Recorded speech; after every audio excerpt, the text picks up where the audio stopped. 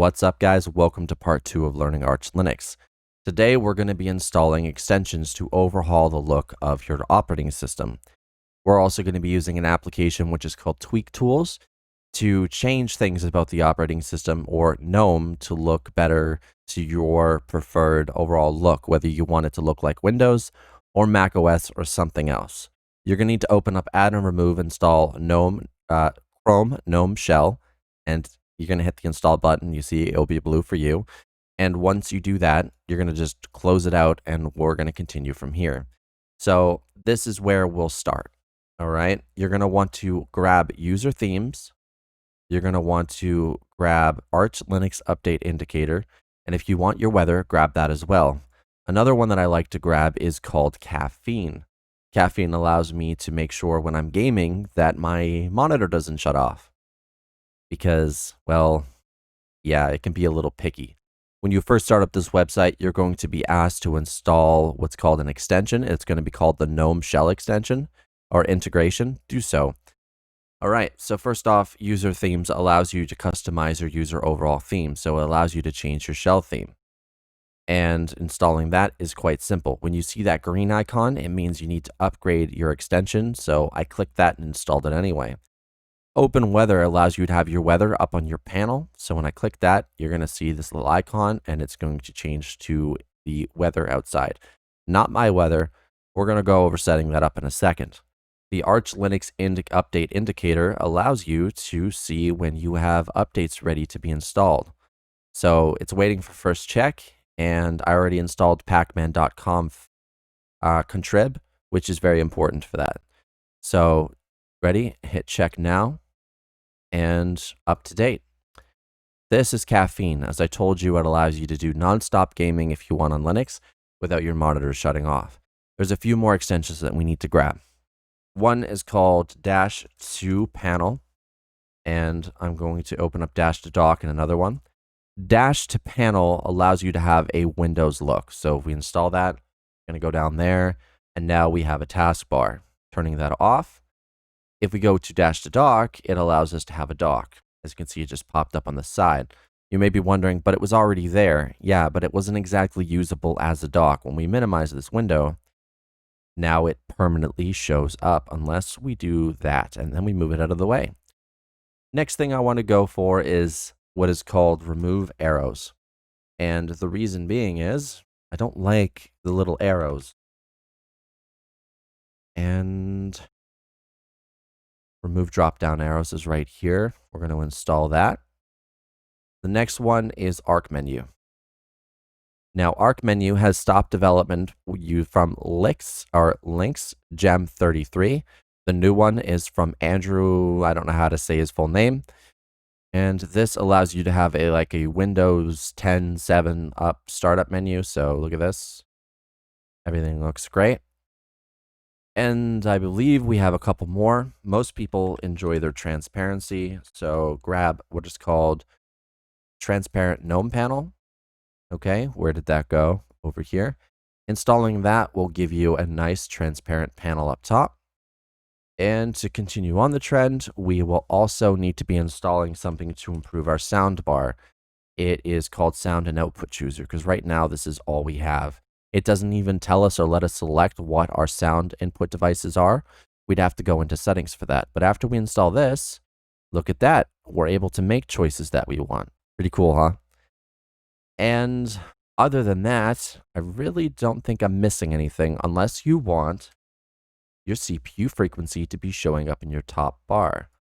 So when we click that open, we're going to get CPU frequency. It's going to install up here, and we're going to hit OK to install what's needed. And then it shows us everything about our system. Right now, I'm only at 4.3 gigahertz. For stability, I don't want to overheat my CPU all the time.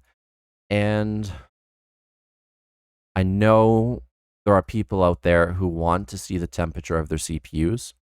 So that's pretty easy to do. You're going to search for sensors, okay? Or actually, I don't think that works. We're going to search for Freon. So Freon, which is not right here. I don't think. Is this the one, though? I think Freon's the one. Yes, it is. We're going to install that. That'll show up here. And temperature sensors are as follows. As you can see, we're going to on click the minimum because that would be that's actually our SSD right there. It's got a glitch at the moment. Now, if you go to sensor settings, you can turn on NVIDIA, and that will allow you to choose your GPU temperature as well. So you're going to have both your CPU and your GPU. Right now it's at 46 because there's no air coming into this room, so that kind of blows, but yeah, we're going to turn on frequency boost. Why not? And that's it. The last one that I want to install is called Frippity Clock. So let's go get that done. I don't like having my time in the very center of the bar up top. I rather have it over on the right-hand side. That's what Frippity Clock does. And yeah, we should be good to go. If you want your desktop icons up here as well, you can install something for that too. So setting up the weather is as simple as going in here, clicking the plus icon, searching Halifax because that's where I am, and I'm going to hit save. Then I'm going to remove the top one. I'm going to go to units. We're going to change that to C and kilometers per hour. Oh, and pressure, I think it's PSI, pressure per inch. And we're done. There we go. And we have this weird little icon lately, and I don't know what it's for. I don't know if it's cautioning us against something, but it's actually, it's kind of windy outside and it's nice. So now we're going to go back into add and remove, and we're going to install Tweak. Cool. Gnome Tweak tool will allow us to completely change the way our system looks. And I know someone's always going to comment, well, they have an official tool out now. I believe it's called Gnome Extensions. Is that what it's called? Gnome Extensions. This is not it. Gnome Shell Extensions, Deepen Toolkit. Is this it right here? Manage your Gnome Extensions. So this is another one that you could grab. I am not really a fan of this one. I like Tweak Tools better. It does an overall better job because it handles both themes and your extensions. So we're going to open up Tweaks. We're going to go to Appearance. We're going to set Dark Mode. Boom. And right now we have no shell theme, but we will be grabbing one. Don't worry. I'm going to go to Dash to Dock because I do want to put my dock at the bottom. And I'm going to want to shrink it down to 32. We're going to go to Appearance. I'm going to shrink the dash. We're going to set this to fixed. And I'm going to bring that down enough that it's not completely invisible, but enough that it looks good. Next, I'm going to turn this off, this, and this. And that will give us a good dock look. Now, you can also bring it up some more if you want, of course. And other than that, you can select it to go onto your primary monitor. Now, you can also send the dock off to another monitor, of course, or you can have it show on all monitors. It's really up to you. After that, I really have nothing else to mess with. We have our menus, we have remove drop-down arrows and everything else, and we have our icons ready to go. I'm actually going to check settings to see what's in here now. So we can check our settings, and we can set a time to check it, I guess. Right panel, auto updates, count only, advanced settings, and so on. They're all very good applications. So now that we have a usable desktop theme, we're once again going to open up add and remove. And of course, it's not going to show up because it's bugged. So add and remove software. And can we get back to normal? I think I completely bugged and broke my desktop. Great. There, fixed it. Sometimes bugs happen, you know. We're going to search White Sur because I like my Big Sur theme, and it's not in any of this. I will need to go to Preferences, and we're going to enable the AUR. Now, as you saw, I already enabled it earlier, but hey, it happens. So searching White Sur is going to bring up the theme. There's a cursor theme. I'm going to build that one. There's a GTK theme. I'm going to build that one. We're going to hit apply. This will give us a theme that we want. Well, I want. You can install whatever theme you want. It's up to you. But this is just the one that I'm used to. Next, I'm going to go to Circle, Numix Circle Icons. And that's going to bring up the Numix Circle Arc icons. And that will give me blue icons and a nice circle-like theme for our icons.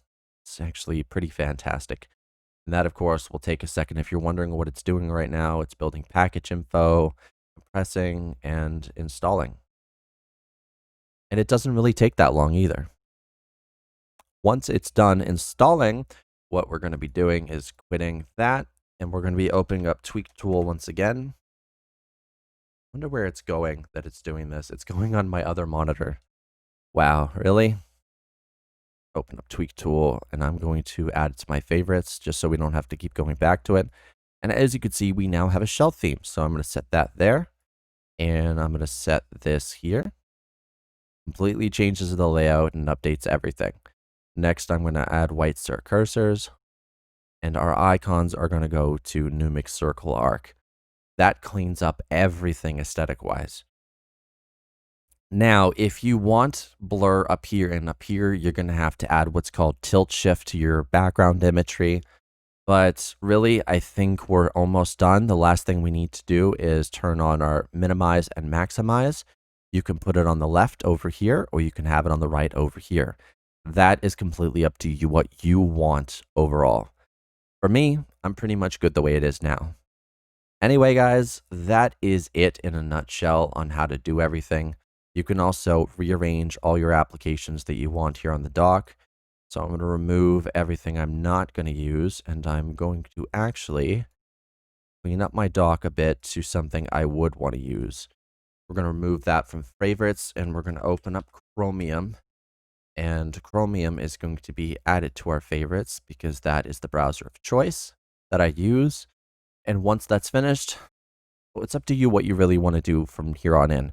In part 3, we're going to be covering Steam and Steam Play and Proton, and custom Proton for that fact, and getting out of wine dependency hell. All of those are very important for having the most compatible experience possible. Thank you for watching this video, which has been all about customizing your Gnome experience. I would cover other desktop environments, but there's just way too many. I might do that in another video if it's requested in the comments below. Don't forget to hit a like for all this hard work and trying to teach you Arch Linux in its best form. Hit the subscribe button if you're new here and you want to learn from newer videos that are coming up. And don't forget to hit the bell to be notified of all upcoming content, including emulation, Linux content, distro reviews, and whatever else comes to mind. Bye, everybody. Be safe.